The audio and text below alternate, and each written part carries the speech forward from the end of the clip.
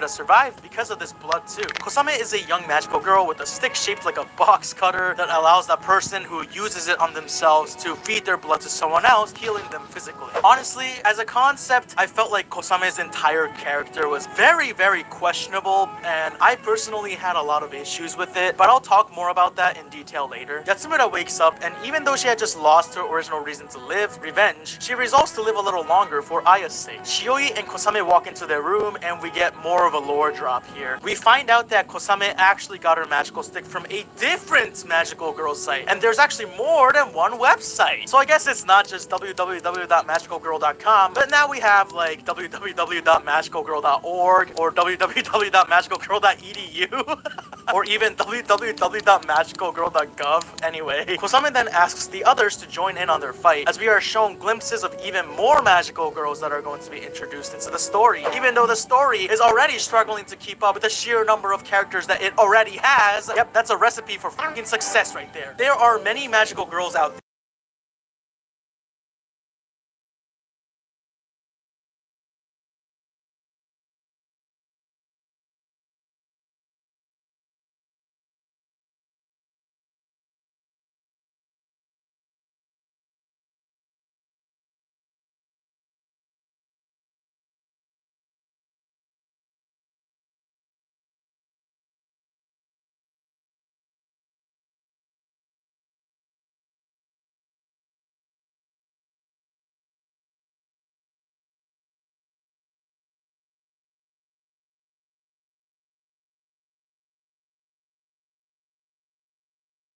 to collect more negative energy. But the more you use the stick, the closer you are to dying. So like, I don't know, something's smelling a little fishy here. Yeah, so it turns out the administrators don't give a shit about the girls at all. They are giving sticks to unfortunate girls, and they are just collecting their negative energy. Then they start to tell them about the Tempest and how to survive it. And of course, they begin to unalive each other. The girls are forced to use their sticks more and more, you know, to fight, to defend themselves, to do whatever. And that allows them to collect more negative energy, which would directly go to feed the king. However, the girls themselves wouldn't be able to survive long enough, as the sticks directly affect their lifespan. It is a messed up system, you know, the admins were effectively just tricking these poor unfortunate girls, but at the same time, I guess if you really took a step back in the moment, it's pretty easy to see like, this makes no fucking sense. As the girls figure this out, we see that the admins are also having a meeting of the minds, where they're all like, damn, these magical girls are smarter than we thought. We need to begin eliminating those who know too much. They then begin unaliving magical girls, showing that they never truly intended for anyone to survive. To survive, our cast of magical girls have to ally together to fight back against the administrators. They plot to abduct one of the administrators to get some answers, which seems like a really good idea, guys. I don't know, I mean, Yatsumura thanks Aya for protecting her with her life, and says that if she can keep living, it won't be for revenge anymore. But now she doesn't have a place to stay anymore, so she ends up staying at Aya's house. Episode 7 begins with Kosame telling them the truth that although her powers did heal them, the lifespan they expanded by using the magical sticks will never come back. None of them will ever reach old age, which is depressing as fuck. Yatsumura then says she wants to go to the beach with Aya before they die, and I'm just like, well, if this isn't a death flag, then I don't know what is. We're now introduced to a bunch of new characters. Yeah, they all basically become like the Avengers of edgy magical girls. Ultimately, a lot of these new characters don't end up mattering that much in terms of the show. Like, they are now part of the show, and they do stay for the rest of the show, but ultimately they're just side characters that end up bloating up the cast so much that it takes away a lot of focus from the main character. One of the new characters is this young girl with an old butler. In the second scene she appears, she tells a butler to take off his clothes, and she steps on him to get into her helicopter, and then he just moans. I'm so dumb, bro. What the fuck is this? Anyways, her power is that she can fly on a broom. What? We also meet Katana Girl, you know, a girl who fights with a magical katana. Then there's Super Speed / Strength Girl, whose magical stick enables her to have, well, superhuman speed / strength. The only new character that does play somewhat of a bigger role than the others is Kyo. Kyo is a transgender girl who unfortunately gets treated like shit by her peers for being transgender. Her power is that she's able to link directly within her target's sensory system to control their body, experience their senses, and even communicate with them using telepathy. I do like the concept that the magical girl site acknowledged Kyo as a girl, and therefore she was also assigned to be a magical girl regardless of her background. However, the show doesn't really do much more with this concept because it's too busy being focused on literally the other 900 things that's going on in the show. And I personally don't think I'm knowledgeable enough about the topic to give a full opinion on it. So I'm gonna leave this topic here. Anyways, the edgy Avengers assemble! And I can almost hear, you know, the Avengers theme playing in the background. Da, da, da, da, da. At school, Nishimin approaches Aya and Yatsumura to talk about Shioi. Nishimi ends up agreeing to help them out with their situation, but only if she's allowed to unalive Shioi afterward with her own hands. And as if it was fate, Shioi also ends up transferring to their same school in the same class as Nishimin that day. Bruh. Nishimin, of course, immediately gets up and tries to command her to unalive herself. But Yatsumura stops her and covers her mouth. Aya takes Nishimin's magical stick, aka her panties, so she can't use the magic. Aya raises the panties up and the guys begin to cheer as Nishimin begins to bawl her eyes out. Yatsumura then swipes the panties and runs away. And I'm just witnessing this happen in just pure, unfiltered shock, just completely stunned. Because I'm thinking back to episode 1, right? Episode 1. Episode fucking 1. And then I'm just watching this scene and I'm just like, huh? Is this even the same fucking show? It is kind of absurd to me how wildly different the tone of the show has become. Anyways, they meet up at the park and Nishimin immediately commands Shioi to die once again, but nothing happens. The Avengers assemble once again and it turns out that Aya, Yatsumura, and Shioi's sticks are missing. So while they look for their missing magical sticks, the other Avengers will protect them. Back to Sarina, who still makes me groan. She encounters Nana, the site admin, who thanks her for collecting the sticks and asks for them, but Sarina responds that she's gonna keep the sticks until she gets her revenge, but Nana then threatens her with violence. The quirky cast expands as Shioi also ends up asking to stay at Aya's house. And of course, we need a bath scene with the three of them all taking a bath at the same time because anime. Okay, I know I keep saying because anime. It's supposed to be a joke, but it's kind of sad how it's starting to feel like it's not that much of a joke sometimes. Because like the more I watch these trashy shows, the more I'm just like, why is there like so much bullshit like this? Can we have more like Ghibli type shit instead of like the TV balancing type shit, please? All jokes aside, we do see Aya and Yatsumura joking around and messing with each other here. And with how edgy and depressing the show can get, it was genuinely a nice thing to see. Aya then gets a call from Kosame and Kyo, who tell her that Yatsumura has not long left to live, and it could be the end if she ever uses a magical stick power ever again. Episode 8 starts again with the Nijimin stalker, and at this point, I'm just like, why do we need this dude? Like, what purpose does he even serve in the story? I don't get it. I don't even know his name. Anyways, he continues to hate Kaname as he continues to stalk him and Nijimin on their hangouts. I mean, this has to be like the final epic showdown between Nijimin stalker and Kaname, right? Anyways, of course, we got a beach episode. Yeah, like what the fuck? For the first half of the episode, the tone is mostly very light, you know, like your basic ass beach episode and any other anime. We also see that Nijimin and Shioi are getting along a little too well for people who were, I don't know, literally trying to like unalive each other an episode ago, like they're just at each other's throats and shit. And of course, there's fan service! You cannot legally have a beach episode without fan service, you know? They can arrest you for that, you know? They can arrest you for not having fan service in a beach episode. For legal reasons, that's a joke. I mean, it does make sense story-wise. They're on a time limit towards their death, so they should be able to enjoy their lives while they can. Sure, I agree with that. And Yatsumura did say she wanted to go to the beach with Aya, so it is technically part of the story, you know, part of the plot. But do we really need the fan service? We got a whole moment where Aya and Yatsumura paraglide together, and the two genuinely have a fun time and actually smile. Aya promises that they'll come to the beach together again one more time before they die, and they make a pinky promise. As wholesome as this is, and as sad as this is, I'm also like, at this point, there's a 99.9% that this motherfucker ain't gonna survive till the end, okay? However, they all realize that Nijimin's panties are missing. Well, it turns out that it was Kaname who took the magical stick, as it's revealed to us that he had been heavily manipulating Nijimin into basically telling him everything. The truth about the magical girl's sight, their powers, and, well, basically everything. Nijimin then asks him to get the panties back for her, and he obliges. But guess what he does when he actually gets the panties? Well, yeah, he puts them on. Yeah, only to use the magical girl power, of course, you know. Nothing weird about it. Right, guys? Anyways, we finally get the final confrontation between Nijimin Stalker and Kaname. Nijimin Stalker takes out a knife and starts to attack him. However, Kaname commands him to get down on his knees and to drop the knife. He then destroys Nijimin Stalker's spirit by boasting that he's wearing the panties of the idol that he loves so much. This man takes off his pants at some point and literally shows that he's wearing an idol's panties. And he's like, you know that idol you love so much? I'm wearing her panties. What the fuck am I watching, bro? Like, at this point, the show has just gone off the rails completely, okay? The train has left the station, and instead of staying on the tracks like it's supposed to be, it started floating upwards and then started to spiral into 10 different directions at once. It's just, what is going on here? Kaname then tells the Nijimin Stalker to pick up the knife, head to the water, and delete himself. Obviously, he can't refuse because of the magical stick powers, so yeah, he does exactly that. And I'm sitting here just kind of questioning the entire point of this character. Like, he's been in the show since, like, episode 3, the beginning. Why? What was the point? We didn't even see him interact with Nijimin, or actually talk to Nijimin, or do anything. He just took up screen time and wasted it. Screen time that could have been used for other characters that actually fucking mattered to the story. I don't know, it just makes no damn sense, but whatever. Anyways, after Nijimin Stalker's death, Kaname then is like, what is this? I don't feel bad at all. I don't feel any guilt.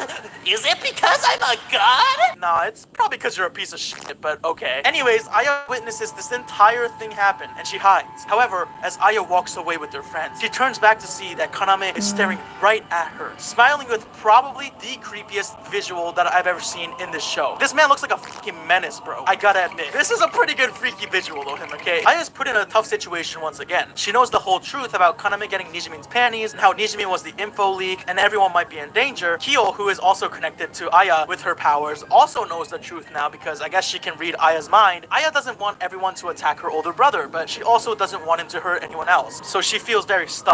Nijimin Stalker's body is found by the police, who believes that he deleted himself initially. However, one of the detectives, a guy who clearly looks like he's not supposed to be just a side character, but is basically treated like a side character until the last minute of the freaking show, finds it suspicious. He finds a picture that Nijimin Stalker held, which had a lot of messy-ass, psychotic handwriting on it, including Kaname's full name. Episode 9 begins with Kaname and Nijimin at Nijimin's place. Very predictably, Kaname ends up using the panty powers on Nijimin herself. And also, we get more than just one crotch shot where this dude is just holding on to his crotch for dear life. Like, we really needed these crotch shots, guys. Like, it was necessary for the plot, okay? He's about to tell Nijimin to unalive herself, but super speed / strength girl ends up saving Nijimin by punching Kaname, and I won't even lie, bro. I actually jumped a little bit and started cheering when I saw this. Like, Finally, after 8 full episodes, this dude gets his comeuppance in some way. God, it took them long enough. Jesus. However, Nijimin, who was unfortunately under the control of Kaname, begins to choke super strength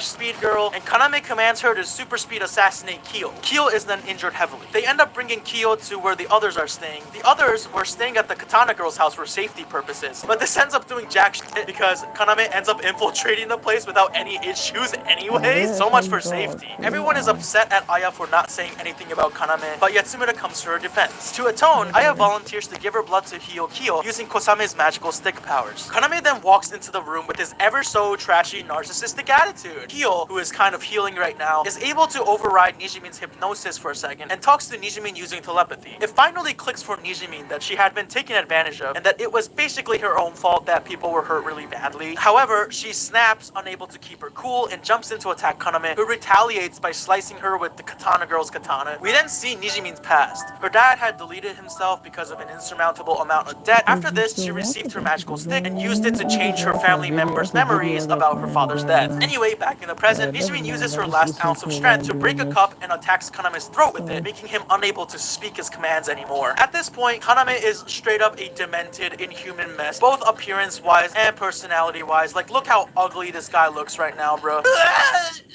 Before Kaname can do anything else, an invisible force stops him from doing anything by stepping on his arm, and some kind of gas is released, rendering everyone unconscious. Everyone wakes up to see that Kaname had disappeared, and unfortunately, Nijimin had died. However, she died with a smile, as while her life may not have been the best, she was able to spread happiness and smiles for many of her fans as an idol. And shit, man, as much as this show makes me want to bash my head into a wall for a multitude of reasons, I almost did cry here, okay? Almost. Episode 10 begins with Aya being shut in her room again, feeling responsible for Nijimin's death. She is now determined to become stronger. She begins to look for the missing sticks on her own, and in the midst of her search, Sarina shows up again to confront her. We then cut to Nijimin's funeral service. Aya shows up to the service last minute with a flower and offers it to Nijimin's casket before turning to the others and pointing her teleportation gun at them. Suddenly, the entire building just blows up, and after the debris clears up, we see that Nana is watching over the damage as the blue hair, definitely not a side character but is treated like a side character detective, walks up to Nana, and it's revealed that this detective named Misumi actually is working with Nana for some reason to collect a bunch of magical sticks. It also turns out that this Misumi guy was the one who stopped Kaname, and he says that he took care of him as we see Kaname chained up in some dungeon-like space. At this point, there are too many damn characters for me to keep count of, man. Like, who the fuck is this Misumi dude? What is he doing here? And again, why do we need the Misumi stalker character in the first place? Turns out, Aya had saved everyone by teleporting them away right before Nana blew the building up. It's also revealed that Sarina had joined hands with Aya. Aya then tells everyone to hand over their sticks as she doesn't want to let anyone else die as a form of atonement. Everyone obviously wants to fight too, but this argument continues until Yatsumura calmly walks up to her and slaps her in the face with reality, both physically and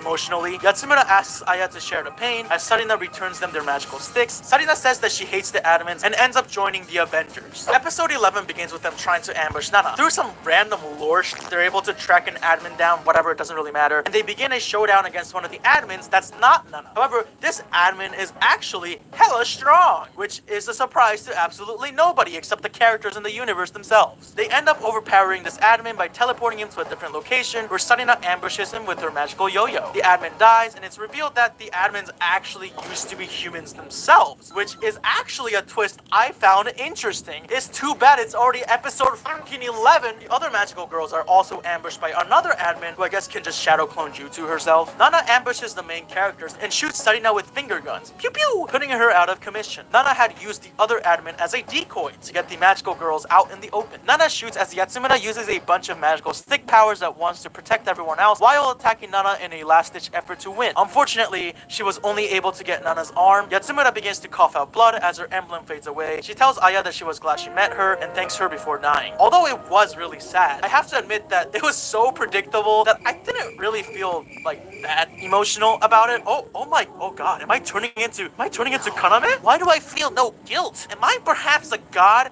trapped in a human body? The episode then ends with a twist. Yatsumura is sitting at the admin's table being congratulated for being chosen to be an administrator. What? Excuse me, man? I actually didn't expect the show to bamboozle me like this at the last second. Too bad the twist isn't worth jack shit though, because episode 12 is a mess. In episode 12, the last episode, we learn a bunch more. The king is apparently the most unfortunate girl in the world and is the one who will cause the tempest. Yatsumura is unable to escape the grasp of the evil powers. Back in the real world, Aya teleports the others away to safety. Yatsumura then wakes up, her eyes turn red, her hair becomes gray, and she is reborn as an administrator. To become an official admin, she has to collect more negative energy. I mean, isn't this the same as the process of becoming a Reddit mod, you know? I don't freaking know, bro. Anyway, Yatsumura begins to attack Aya. The others continue to fight the Shadow Clone Jutsu admin, and the Witch Girl comes to save them. Katana Girl jumps on top of a tower, collects the power of lightning, and obliterates the admin with one slash. One slash is all it takes! I have no idea where the f this power came from, or who this girl even is, but I guess I'll take it because at least it looked hella badass. Aya teleports herself and Yatsumura to the beach in order to fulfill the last promise she made with Yatsumura. Aya teleports one of Yatsumura's bullets into the water, which makes a giant splash, and Yatsumura begins to notice it. Aya, while being choked by Yatsumura, tells her that she was the first person who had ever said she had value. Aya tells Yatsumura that she wants to live for her. She no longer resents herself or the world because she was able to meet Yatsumura. Aya then teleports herself into Yatsumura's past? I have no idea, but child Yatsumura is crying right after her tragic incident, and Aya comes into this flashback and gives Yatsumura a glowing heart? I am genuinely so damn confused right now. Back to the present, Yatsumura regains her consciousness and begins to cry. Aya says, let's live together, and they point the gun towards Nana, who responds that she's never met magical girls like this. I have no idea what just happened. No idea what Nana means. No idea if Yatsumura's alive or dead or administrator or human or I don't know. So is Yatsumura just revived now? Did her lifespan just become longer? Or is she dead but half alive? What is What just happened? What? Nana asks if these two are unfortunate souls, and they say that they are not unfortunate. Time begins again as Nana is run over by a train and the sun comes up and everyone basically survives. Sarina is healed and actually says thank you for the first time in the show. The girls are all happy and joyous as they had survived this nightmare.